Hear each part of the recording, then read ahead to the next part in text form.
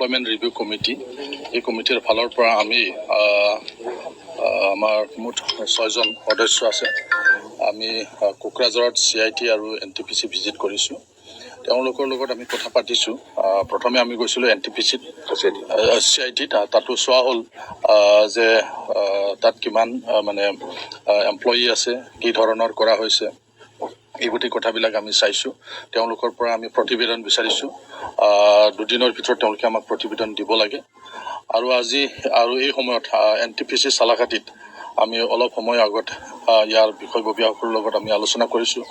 গোটেই আমাৰ যিবিলাক আমাক প্ৰয়োজন নথিপত্ৰ এইবিলাক আমি তেওঁলোকৰ পৰা আমি বিচাৰিছোঁ। তেওঁলোকে অলপ সময় পিছত দিব বুলি কৈছে। যে এতিয়ালৈকে কিমান এমপ্লয়ী ইয়াত নিযুক্তি দিয়া হ'ল, কিমান ভেকেণ্ট পোষ্ট ইয়াত খালী আছে, কি ধৰণৰ ভেকেণ্ট পোষ্ট আছে, এই গোটেই কথাবিলাক আমি তেওঁলোকৰ পৰা জানিব বিচাৰিছোঁ। অলপ সময় লাঞ্চৰ পিছত তেওঁলোকে আমাক দিব বুলি কৈছে।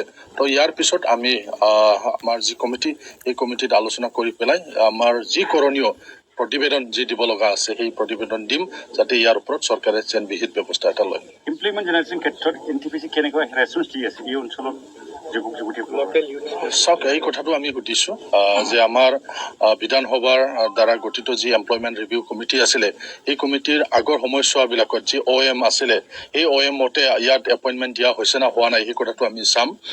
ইয়াত 3rd গ্ৰেড 4th গ্ৰেড সেইটো লোকেল মানুহবিলাকক 90% দিব লাগে, সেই কথাটো OMত লিখা আছে। বিভিন্ন ৰাজ্যতো সেইবিলাক হৈ আছে। গতিকে আমাৰ অসমতো তেনেকুৱা ধৰণৰ যাতে হয়, তাৰ কাৰণে যি OM প্ৰস্তুত কৰা হৈছিলে, সেই OM মতে এইবিলাক প্ৰতিষ্ঠানবিলাকে তেনেধৰণৰ ব্যৱস্থা লৈছে না লোৱা নাই, সেইটো আমি তেওঁলোকৰ প্ৰতিবেদন পোৱাৰ পিছত আমি সেইটো আমি ভালদৰে গম পাম। আৰু ইয়াৰ ওপৰতে আমাৰ যিটো প্ৰস্তাৱ প্ৰেৰণ কৰা হ'ব বিধানসভাত, সেইটো কৰা হ'ব।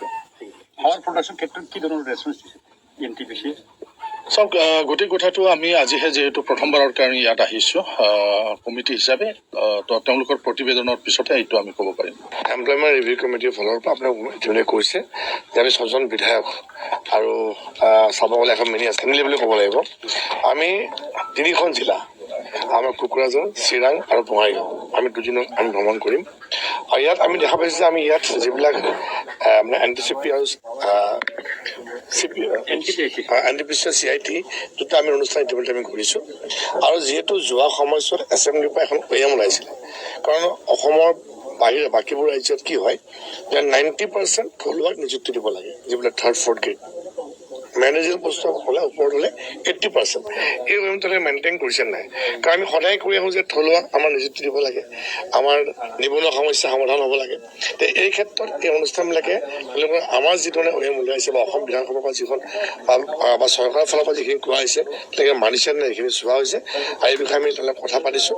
আৰু এই বিষয়ে আমি এটা ৰিপৰ্টো তৈয়াৰ কৰাৰ মই আশা কৰিছোঁ যে অসমৰ যিহেতু বিশেষকৈ আমাৰ নিবনুৱা সমস্যাৰ ক্ষেত্ৰত আমি এমপ্লয়মেণ্ট ৰিভিউ কমিটিখন আমি বিশেষভাৱে থলুৱা নিযুক্তিৰ ক্ষেত্ৰত আমি অগ্ৰাধিকাৰ দি আহিছোঁ।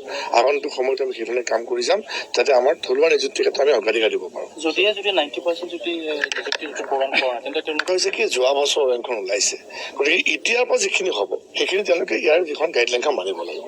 আগৰখিনি কথা আমি নাপাতোঁ, এতিয়া যিখিনি হ'ব সেইখিনি তেওঁলোকে যিটো গাইডলাইন দিয়া হৈছে বা যিখন OM দিয়া হৈছে সেইটো ফ'ল' কৰিব লাগিব। লোকেল এৰিয়া মানে বেনিফিট হ'ব, ডেফিনেটলি লোকেল বেনিফিট হ'বই লাগিব। লোকেল আমাৰ যুৱ প্ৰজন্মৰ যুৱতীসকলে নিযুক্তি পাবই লাগিব। যিটো অসমত বাহিৰত সেইবোৰ চলে, আমি গুজৰাটত চাওক, বাকীবোৰ ৰাজ্যত চাওক, এই যিটো আপোনাৰ আছে আমি সেই বিষয়ে আমি সেইবাবে আমি অগ্ৰাধিকাৰ দিছোঁ।